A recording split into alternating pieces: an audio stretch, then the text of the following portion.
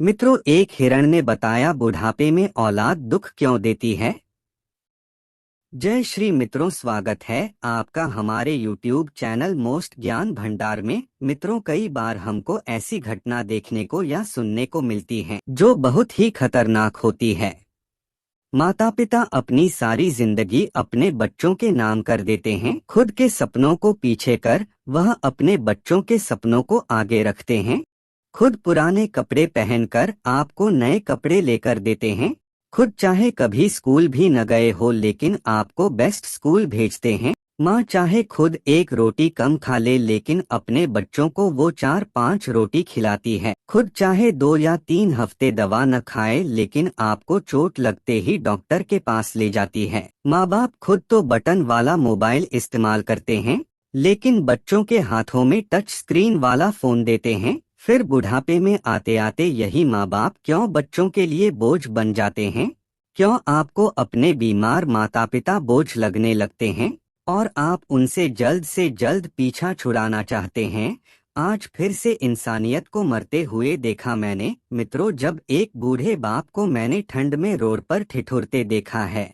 न जाने कैसे छोड़ देते हैं ये लोग अपने माँ बाप को। आज फिर एक जिंदगी को बेदर्दी से मरते देखा है।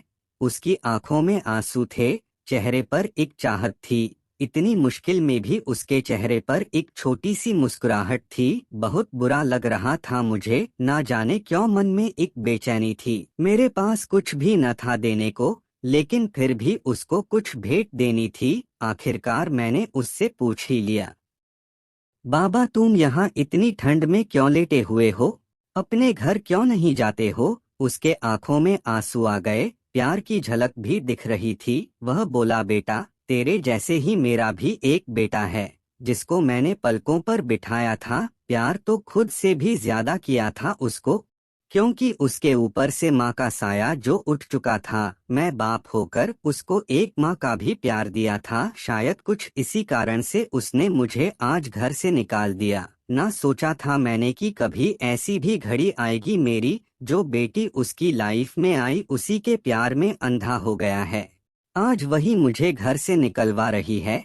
मैंने बेटे को बहुत समझाया, अपने किए हर प्यार को बताया था, पर बेटे के मन में जैसे एक अंधकार सा छाया था। वो भी अपनी पत्नी की बातों में आकर अपने बाप पर जुल्म किया जा रहा था, जिस बाप ने बेटे के लिए अपनी सारी खुशियां त्याग दी।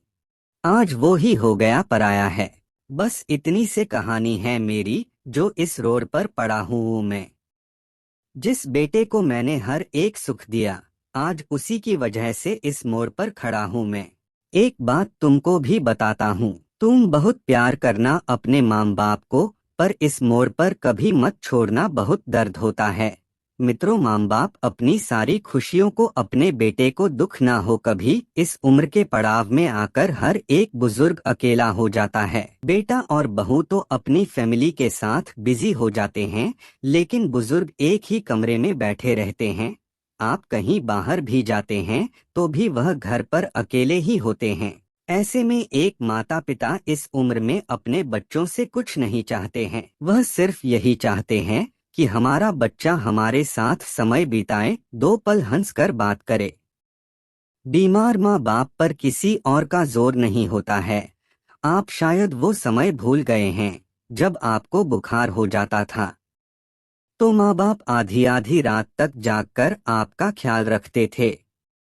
अगर आज वो माता पिता ही बीमार हैं, तो इसका अर्थ यह तो नहीं कि आप उन्हें बोझ समझें या फिर आप उनके साथ ऐसा बर्ताव करें कि वह जीने की बजाय मौत की दुआएं करने लगे। मित्रों, बीमारी पर तो किसी का जोर नहीं है।